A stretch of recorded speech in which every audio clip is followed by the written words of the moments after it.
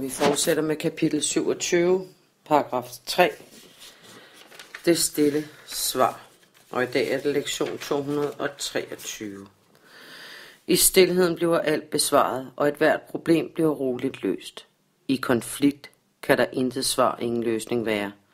For formålet med den er at umuliggøre løsninger og at sikre, at intet svar vil være entydigt. Et problem, der er placeret i konflikt, har ingen løsning, for det ses på forskellige måder. Det, der vil være en løsning ud fra et synspunkt, er set i et andet perspektiv, ikke en løsning. Du er i konflikt. Derfor må det være klart, at du ikke kan løse noget som helst, for konflikt har ikke begrænset effekt. Men hvis Gud gav en løsning, må der nødvendigvis være en måde, dine problemer bliver løst på, for det han vil er allerede gjort. Derfor må det nødvendigvis være sådan, at tid ikke er involveret, og at et hvert problem kan løses nu. Men det må også være sådan, at i din sindstilstand er løsning umulig. Derfor må Gud have givet dig en måde til at nå en anden sindstilstand, hvor løsningen allerede er. Den er det hellige øjeblik. Det er hertil, alle dine problemer bør bringes og opgives. Her hører de til, for her er deres løsning. Og der hvor løsningen er, må et problem være enkelt og let at løse. Det må være meningsløst at forsøge at løse et problem, der hvor løsningen ikke kan være. Og lige så sikkert må det blive løst, hvis det bringes hen, hvor løsningen er. Prøv ikke på at løse problemer på anden måde end i det hellige øjebliks sikkerhed. For der vil problemet blive besvaret og løst. Udenfor vil der ingen løsning være, for der er intet svar der, som kunne findes. Ingen steder udenfor bliver et enkelt, simpelt spørgsmål nogensinde stillet. Verden kan kun stille dobbelt spørgsmål. Et spørgsmål, der har mange svar, kan intet svar have. Ingen af dem vil være tilfredsstillende. Han stiller ikke spørgsmål for, at de skal besvares, men kun for at genfremsætte sit synspunkt. Alle spørgsmål, der stilles i denne verden, er kun en måde at se på, ikke spørgsmål, der stilles. Et spørgsmål stillet i had kan ikke besvares, fordi det er et svar i sig selv. Et dobbelt spørgsmål spørger og svarer, og begge dele bekræfter den samme ting i forskellige former.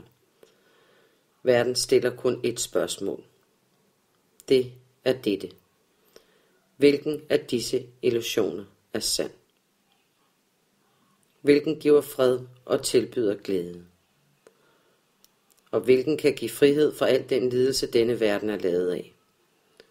Uanset hvilken form spørgsmålet antager, er formålet med det samme.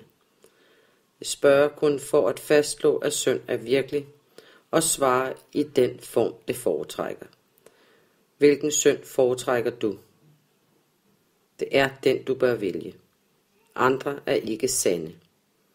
Hvad kan kroppen få, som du kunne ønske dig mest af alt? Den er din tjener og også din ven. Fortæl den blot, hvad du ønsker, og den vil tjene dig kærligt og godt. Dette er ikke et spørgsmål, for det fortæller dig, hvad du ønsker, og hvor du skal få det. Det giver ikke plads til at sætte spørgsmålstegn ved sine overbevisninger på anden måde end ved, at det påstår, tager form af spørgsmål. Et pseudospørgsmål har intet svar. Det dikterer svaret, selv imens det spørger. Således er alle spørgsmål i verden en form for propaganda for sig selv. Ligesom kroppens vidnesbyrd kun er sanserne for deres eget indre, er svarene på verdens spørgsmål indeholdt i de spørgsmål, der stilles. Der hvor svarene repræsenterer spørgsmålene, føjer de intet nyt til, og intet er blevet lært. Et ærligt spørgsmål er et indlæringsredskab, der spørger om noget, du ikke ved. Det opstiller ikke betingelser for svar, men spørger blot om, hvad svaret bør være. Men ingen, der er i en tilstand af konflikt, er fri til at stille dette spørgsmål, for han ønsker ikke et ærligt svar, der afslutter konflikt. Kun i det hellige øjeblik kan et ærligt spørgsmål stilles ærligt, og fra meningen i spørgsmålet kommer det meningsfulde i svaret.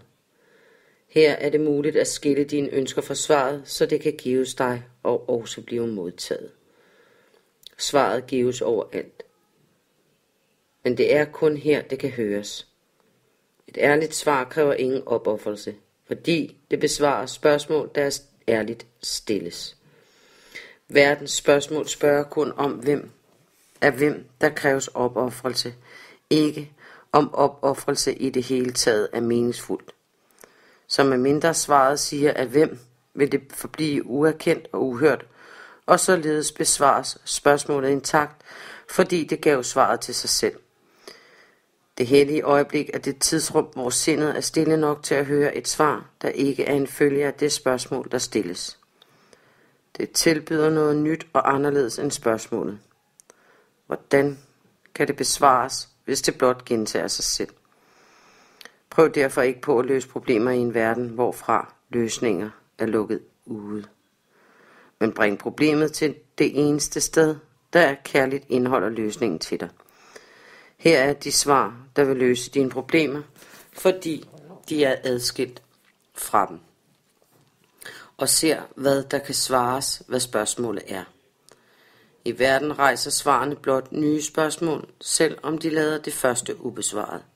I det hellige øjeblik kan du bringe spørgsmålet til svaret og modtage det svar, der blev lavet til dig. Lektion 223. Gud er mit liv. Jeg har intet andet liv end hans. Jeg tog fejl, da jeg troede, jeg levede adskilt fra Gud. Som en adskilt enhed, der bevægede mig omkring i isolation, uden tilknytning og bosat i en krop. Nu ved jeg, at mit liv er Guds, at jeg intet andet hjem har, og at jeg ikke eksisterer adskilt fra ham. Han har ingen tanker, som ikke er en del af mig, og jeg har ingen andre end dem, der er af ham. Vor Fader, lad os se Kristi ansigt i stedet for vores fejltagelser. For vi, som er din hellige søn, er syndfri. Vi ønsker at se på vores syndfrihed, for skyld erklære, at vi ikke er din søn. Og vi ønsker ikke at glemme dig længere. Vi er ensomme her og længes efter himlen, hvor vi hører hjemme. I dag ønsker vi at vende tilbage. Vort navn er dit, og vi erkender, at vi er din søn.